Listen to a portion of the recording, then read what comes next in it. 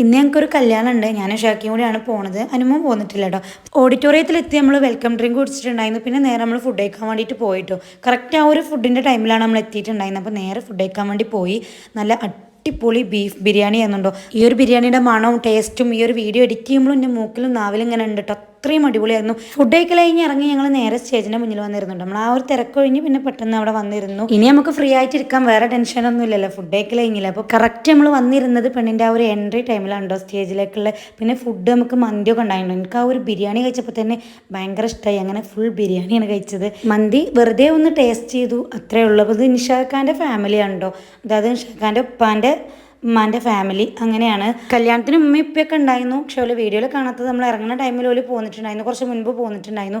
അതുകൊണ്ടാണ് വീഡിയോയിൽ ഇല്ലാത്തട്ടോ. ഇപ്പോൾ ചെക്കൻ്റെയും പെണ്ണിൻ്റെയും ഡ്രസ്സൊക്കെ അടിപൊളിയായിരുന്നു. White and white. എനിക്ക് പൊതുവേ ഈ ഒരു ഓഫ് വൈറ്റ് ഡ്രസ്സ് ഭയങ്കര ഇഷ്ടമാണ്. കല്യാണം കഴിഞ്ഞ് ഞാൻ നേരെ മാളിക്കുന്നിക്കും നിഷാഖ് നേരെ കോട്ടപ്പാടത്തും പോയിട്ടുണ്ടായിരുന്നു. പിന്നെ വന്നു കഴിഞ്ഞപ്പോഴത്തേക്കും കുറച്ച് നേരം കണ്ണാടിയുടെ മുന്നിൽ ഒരു പ്രഹസനം ഉണ്ടായിരുന്നു. അത് കഴിഞ്ഞപ്പോഴത്തേക്കും മോന് വന്നു. ഓനെയും കൂട്ടി നേരെ കസിൻ്റെ വീട്ടിൽ പോവുകയാണോ. അപ്പോൾ ഞാൻ മുൻപത്തെ വീഡിയോയിലൊക്കെ പറഞ്ഞിട്ടുണ്ടായിരുന്നു മോനു ദുബായിൽ നിന്ന് വന്നേ.